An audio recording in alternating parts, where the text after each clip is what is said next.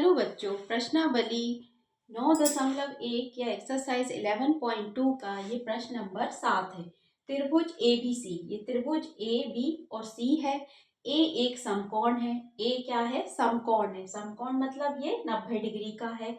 और AD, A और D इस पर लंब है। किस पर? BC पर। BC पर लंब है। यदि AB, A और B 5 सेंटीमीटर है, BC 13 सेंटीमीटर है और AC 12 सेंटीमीटर है, तो ABC का क्षेत्रफल ज्ञात कीजिए और ऊंचाई AD ज्ञात कीजिए। ये क्या है? ऊंचाई है।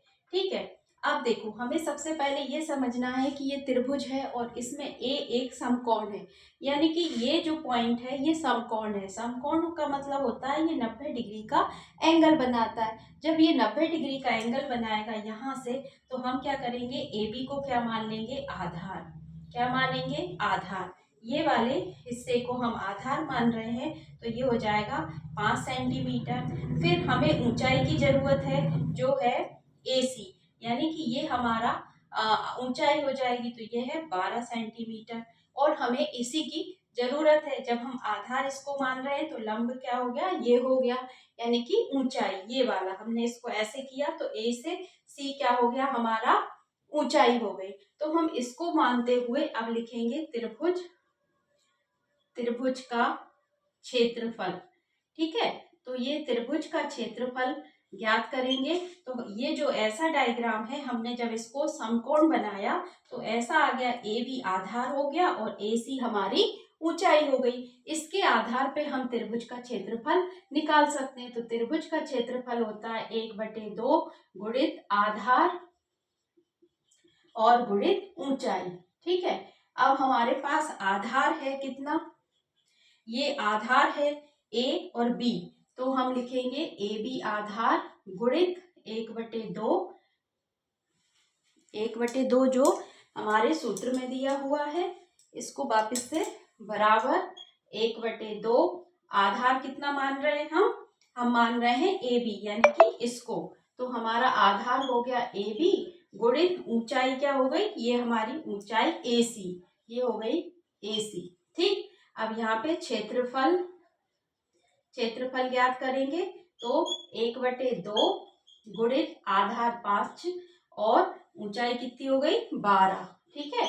अब 2 से हम 12 को काट देंगे, 6 बार जाएगा और ये आ जाएगा 5 गुणित 6 सेंटीमीटर। तो ये हो गया 30 सेंटीमीटर स्क्वायर, क्योंकि सेंटीमीटर का सेंटीमीटर में इसको मल्टीप्लाई हो गया, तो ये आ गया त्रिभुज का क्षेत्रफल। क्या लिखेंगे इसे? क्षेत्रफल।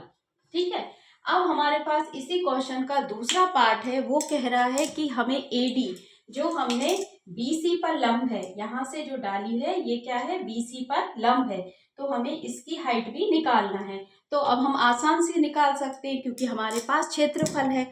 तो अब हम इस पोर्शन को रफ कर देंगे और फिर हम इसके बाद इसका ऊंचाई निकालेंगे AD की। तो त्रिभुज का क्षेत्रफल जो कि अब हम निकाल चुके हैं, क्षेत्रफल कितना आया? 30 सेंटीमीटर स्क्वायर। ठीक। तो अब हम यहाँ पे लिखेंगे 30 सेंटीमीटर स्क्वायर बराबर 1/2। अब हमारे पास देखो, अब हम इसको मान रहे हैं तो यहाँ से हमारा लंब जा रहा है, तो आधार अब हमारा क्या हो गया? ये 13 सेंटीमीटर गुणित ऊंचाई AD जो हमें ज्ञात करना है, तो AD हो गया बराबर। अब देखो, AD ज्ञात करना है, ये आधार हो गया तो इस साइड ले आएंगे हम। 30 सेंटीमीटर वैसा का वैसा रहेगा और ये जो गुणा में है तो काय में जाएगा? भाग में। और ये जो 1/2 है ये क्या हो जाएगा? रेसिप्रोकल होके क्या हो जाएगा? 2 हो जाएगा, इंटू 2। अब देखो, ये 30 है, ये 30 है और ये 13 है, तो ये कट तो सकते नहीं आपस में, तो इसका और इसका गुणा करेंगे तो कितना हो जाएगा? 60 सेंटीमीटर स्क्वायर और नीचे 13 सेंटीमीटर। ठीक है। तो कट के ये हो जाएगा 60 सेंटीमीटर और अपॉन 13, ये आ गई AD। ठीक है। हमारी जो ऊंचाई है ये आ गई है 60/13। ठीक है। इस तरीके से इस क्वेश्चन में दो चीजें हैं। पहले हमें त्रिभुज का क्षेत्रफल निकालना है। तो इस क्वेश्चन में सबसे बड़ी बात है कि ए एक समकोण बोल रहे हैं। जब ए एक समकोण है तो हम ए और बी को आधार मान लेंगे। जब ए और बी को आधार मानेंगे तो ए सी हमारी ये हाइट हो जाएगी। ये जब 12 सेंटीमीटर हो गई और ये हमारा ये हो गया, तो अब हम इसको आधार और ऊंचाई निकाल के हमने त्रिभुज का क्षेत्रफल निकाला।